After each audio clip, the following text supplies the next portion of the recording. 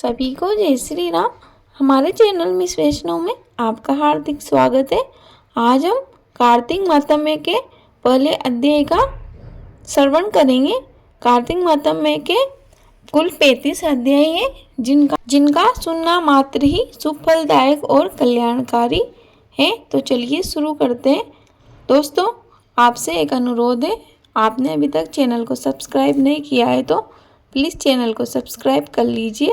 नैमिषारण्य ने तीर्थ में एकत्रित हुए 88,000 सौनकादिक ऋषियों के समक्ष कार्तिक माह के मातम्य का वर्णन करते हुए श्री सूत जी महाराज बोले, आज मैं कार्तिक माह के मातम्य की कथा को आपको सुना रहा हूँ। उस कथा से ज्ञान प्राप्त करके मनुष्य अपने जीवन को सुखी बना लेता है। पाप कर्म को छोड़कर वह वैकुंठ को गमन करने का अधिकारी होता है। सूत जी बोले, हे ऋषियों, श्री कृष्ण जी के पास से नारद जी आज्ञा लेकर चले गए तो सत्यभामा जी आनंदित होती हुई बोली, हे नाथ, मेरा जीवन सफल है। मैं आप जैसे विश्व वंदित पति को प्राप्त कर कृतार्थ हुई। मेरे माता पिता धन्य हैं जिन्होंने मुझे जन्म दिया, जो आपको 16,000 रानियों में से अत्यंत प्यारी हूँ।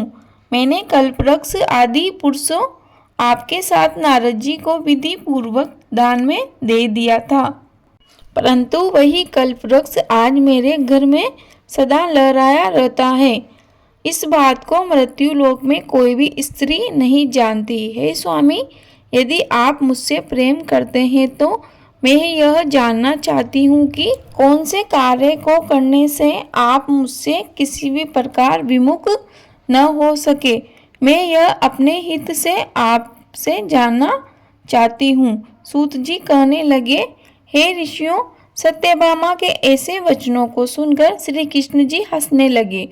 उन्होंने विलास भाव से सत्यभामा की बाह को पकड़ लिया और उन्हें कल्पवृक्ष के नीचे ले गए। वहां प्रेम भाव से कहने लगे, हे प्रिय, 16,000 रानियों में तुम प्राणों की तरह प्रिय हो और तुम्हारे कारण ही मेरा देवताओं व देवराज इंद्र से विरोध हुआ है।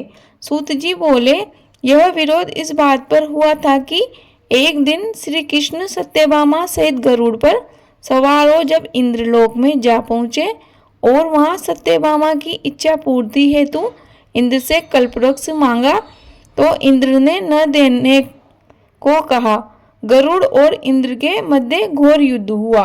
गोलोक में गो और गरुड़ के मध्य होने वाले इस युद्ध में गरुड़ की चोंच से गाय के कान व पूंछ कटने से जहाँ जहाँ रुधिर गिरा वहाँ उसके कान से तंबाकू और रुधिर से मेहंदी उत्पन्न हुई। गरुड़ के पंख जहाँ गिरे वहां से गोभी की उत्पत्ति हुई। इसी कारण इन वस्तुओं का सेवन मोक्ष की प्राप्ति नहीं होने देता। गौ के सींगों से गरुड़ के 3 पंख टूटकर जो पृथ्वी पर गिरे उनसे नीलकंठ, मोर और चकवा चकवी पक्षी उत्पन्न हुए। इससे नीलकंठ, मोर व चकवा चकवी को देखने पर गरुड़ जी के दर्शन का फल प्राप्त होता है। सूत जी कहने लगे कि श्री कृष्ण ने सत्यभामा से कहा, हे प्रिय, मैं तुम्हें हर वस्तु तुम्हारे मांगने पर उपलब्ध कर सकता हूँ। तब क्या इस आश्चर्यजनक प्रश्न का उत्तर न दूंगा? तुम जो पूछना चाहो मुझसे पूछो। तब सत्यभामा ने कहा, हे स्वामी, आप मुझे बताए कि पूर्व जन्म में मैं किसकी पुत्री थी, मेरा स्वभाव कैसा था, मैंने कौन से दान, तप, व्रत आदि शुभ कार्य किए जिससे मैं आपकी अर्धांगिनी बनी।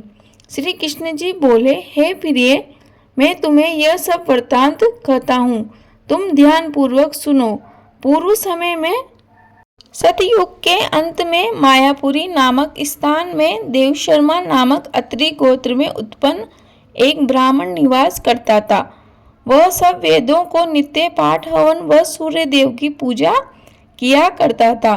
इसी कारण वह सूर्य की भांति तेज वाला था। उसके वृद्धावस्था में गुणवती नामक कन्या पैदा हुई। विवाह योग्य होने पर उस पत्नीहीन ब्राह्मण ने अपनी कन्या का विवाह अपने शिष्य चंद्रशर्मा के साथ कर दिया। चंद्रशर्मा अपनी भार्या गुणवती के साथ अपने ससुर की कुटी पर रहने लगा। एक समय दोनों ससुर जमाता कुश तथा शमीदा लेने के लिए हिमालय की तलहटी में पहुंचे। वहां उन्होंने अपने सामने एक भयानक राक्षस को पाया तो भय से उनके शरीर शिथिल हो गए। उनमें वहां से भागने की भी शक्ति न रही। उस काल रूपी राक्षस ने उन दोनों को मार डाला। धर्मात्मा होने के कारण तथा सूर्य पूजक होने से दोनों को मेरे पार्षद वैकुंठ लोक में ले आए, क्योंकि शिव, गणेश, सूर्य देवी व विष्णु की उपासना पूजा करने वाले सभी धर्मात्मा व्यक्ति स्वर्ग की प्राप्ति करते हैं। मैं अलग होता हुआ भी काल और कर्मों के भेद से पांचों रूपों में व्याप्त हूँ। वे दोनों तेजस्वी मेरे रूप को धारण कर विमान पर चढ़कर मेरे लोक में रहकर दिव्य भोगों को भोगने लगे। बोलो विष्णु भगवान की जय। बोलो कार्तिक माहात्म्य की जय। दोस्तों, कार्तिक माहात्म्य का पहला अध्याय यहीं समाप्त होता है। दूसरा अध्याय हम अगली वीडियो में सुनेंगे, इसलिए आप मेरे साथ बने रहिए। आपने चैनल को अभी तक सब्सक्राइब नहीं किया है तो प्लीज़ चैनल को सब्सक्राइब कर लीजिए। आपका दिन शुभ हो। धन्यवाद।